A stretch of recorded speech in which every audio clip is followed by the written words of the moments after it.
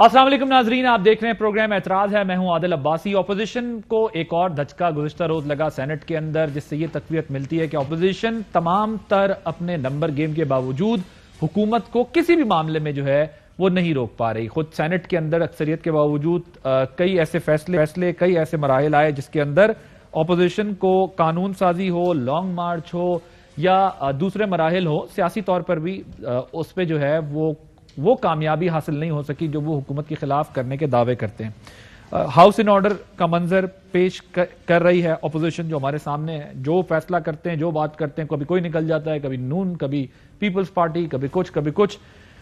इस बात का इदराक हुकूमत को है और इसकी झलक हमें उनके बयानात में भी दिखाई देती है। हुकूमत की तरफ से एक ऐसा जेस्चर दिया जाता है कि ये ऑपोजिशन तो हमारे लिए कोई खतरा नहीं है। अगर कोई खतरा है तो वो कुछ और चीजें हैं, यानी कि महंगाई या गवर्नेंस के मामलात। फवाद चौधरी साहब ने आज क्या बात की, जरा सुनिए। कल आपने देखा कि सेनेट में जहां पर अपोजिशन को एक मुकम्मल बर्तरी हासिल थी, वहां पर भी वो कोई खातिर खा कामयाबी हासिल नहीं कर सके और उन्हें सेनेट में भी मुकम्मल शिकस्त का सामना करना पड़ा। इमरान खान के आगे इस वक्त ये तमाम जो अपोजिशन की पार्टीज हैं, ये मिलकर भी ढेर हैं। ये मिलकर भी ढेर हैं, फवाद चौधरी साहब कह रहे हैं। पैदर पे शिकस्तों के बाद ज़ाहिर ऑपोजिशन को एक शर्मिंदगी का भी सामना है और उस शर्मिंदगी और खिफ़त को मिटाने के लिए ऑपोजिशन की तरफ से एक दूसरे पर इल्जामात लगाए जाते हैं। अब तो सिचुएशन इस तरीके की है कि ऑपोजिशन की अपनी सफ़ों के अंदर दिखता है हमें क्लियर कट के कौमी असम्बली और सेनेट में कायदे इख्तिलाफ के किरदार पर सवाल उठ रहे हैं, खुद अपने लोग उठा रहे हैं। मुस्तफा नवाज ठोकर साहब सेनेटर हैं पीपल्स पार्टी के, वो क्या कह रहे हैं, सुनिए।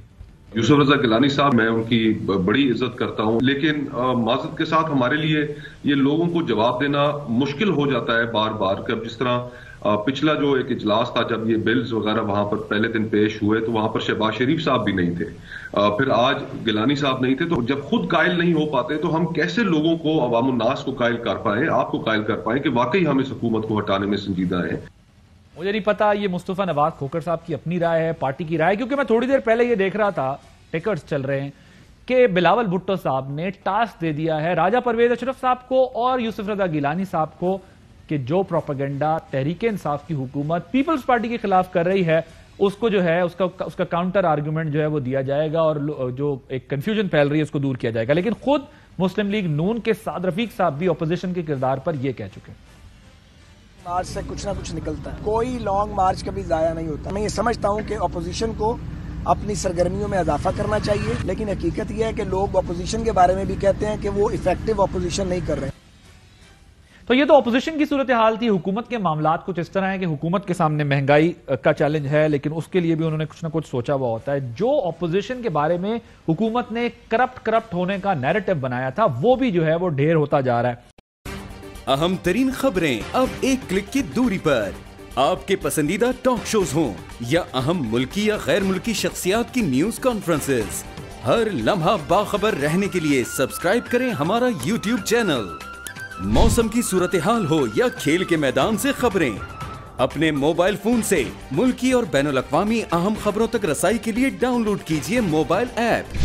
बावसूख ज़राए से मुसद्दिका खबरों, तज्ज़ियों और तबसरों से मुस्तफीद होने के लिए विजिट कीजिए पाकिस्तान की सबसे बड़ी न्यूज वेबसाइट www.arYnews.tv। इन सब के अलावा पाकिस्तान का सबसे बड़ा फेसबुक पेज हो, सबसे बड़ा न्यूज इंस्टाग्राम अकाउंट या फिर ट्विटर, ARY न्यूज पहुंचा रहा है खबरें सबसे पहले आप तक, ताकि आप रहें हर लम्हा बाखबर।